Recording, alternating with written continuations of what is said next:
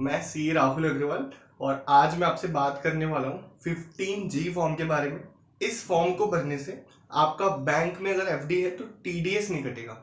Interest पे जो TDS bank काट लेता है वो नहीं कटेगा।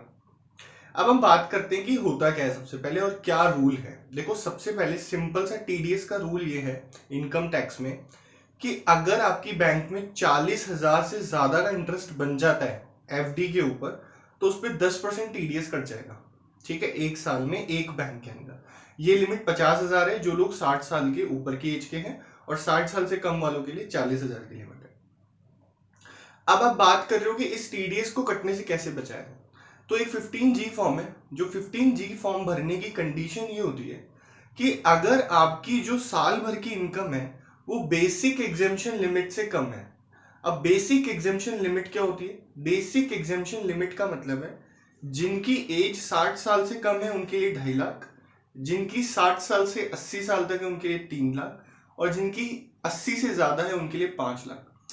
अगर इस लिमिट से कम आपकी साल भर में इनकम है और आप इनकम टैक्स की रिटर्न नहीं भरते हैं तो उस केस में आप 15G फॉर्म सबमिट कर सकते हैं या 15H फॉर्म सबमिट कर सकते हैं। 15G होता है जिनकी एज 60 साल से कम होती है, और 15H होता है जिनकी एज 60 साल से ज्यादा होती है। तो जो भी एप्लीकेबल फॉर्म है वो आप भर दीजिए, बैंक में डिपॉजिट कर दीजिए, फिर आपका टीडीएस नहीं कटेगा। तो बेसिकली इस फॉर्म का ऑब्जेक्टिव ये है कि आप एक सेल्फ डिक्लेरेशन दे रहे हैं बैंक में कि बैंक, मेरा साल भर में जो इनकम है वो बेसिक एग्जेम्पशन लिमिट से ज्यादा नहीं है, मेरे ऊपर इनकम टैक्स की लायबिलिटी नहीं है, मेरा टीडीएस नहीं काटा जाए, तो उस केस में बैंक आपका टीडीएस नहीं काटेगा।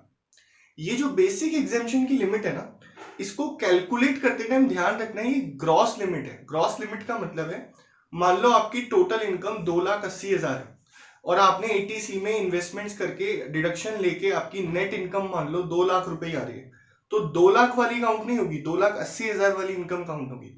तो उस केस में आपको फॉर्म नहीं भर सकते आप अगर आपकी इनकम 2.5 लाख से ज्यादा है, 280 है तो। ठीक है, तो मतलब ग्रॉस इनकम कंसीडर करनी है, डिडक्शन के बाद वाली इनकम कंसीडर नहीं करनी है। दूसरा क्वेश्चन आता है कि क्या सेविंग बैंक के अकाउंट पे जो इंटरेस्ट मिलता है उस पे भी टीडीएस कटता है? नहीं, उस पे कोई टीडीएस नहीं कटता है, उसके लिए कोई फॉर्म भरने की जरूरत आपको नहीं है।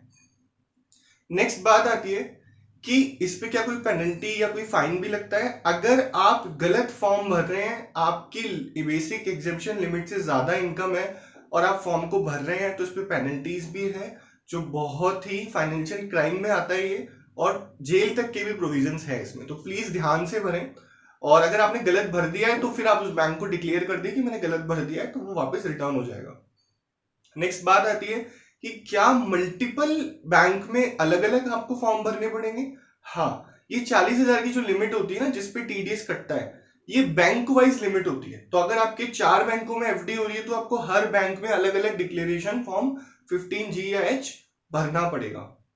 अब नेक्स्ट क्वेश्चन आता है कि क्या अगर मेरी एक 5 साल की एफडी है जो लॉन्ग टर्म की है तो क्या मुझे हर साल उसके लिए फॉर्म भरना है या मुझे एक साथ भरना है? नहीं, आपको हर साल फॉर्म भरना होगा और डिक्लेरेशन देनी होगी कि भाई मेरा इनकम जो है वो बेसिक एग्जेम्पशन लिमिट से कम है और मेरा टीडीएस नहीं काटा था।